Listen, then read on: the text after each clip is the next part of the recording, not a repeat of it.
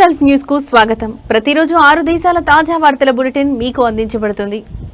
Dubai court కార్యాలయంలో జరిగిన ప్రమాదంలో 2 వేళ్లు కోల్పోయిన 32 ఏళ్ల కార్మికుడికి DH70,000 పరిహారం చెల్లించారు. కాగా సూపర్వైజర్లు యజమానిని బాధ్యులుగా చేస్తూ కోర్టు తీర్పునిచ్చింది.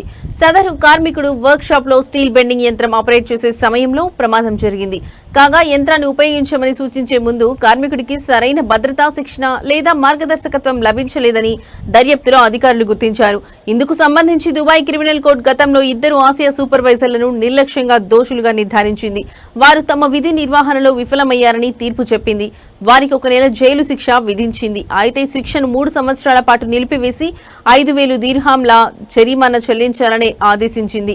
పర్యవేక్షణ లేకపోవడం, భద్రతా ప్రోటోకాల్ ని నిర్లక్ష్యం చేయడం వల్లే ప్రమాదం జరిగిందని కోర్టు తేల్చింది. అయితే గాయపడిన కార్మికుడు తనకు కలిగిన శారీరక వైకల్యం, వైద్య ఖర్చులు మరియు ఆర్థిక నష్టాలను పేర్కొంటూ 1,50,000 దీర్హాంల నష్టపరిహారం డిమాండ్ చేస్తూ సివిల్ దాఖలు చేశాడు.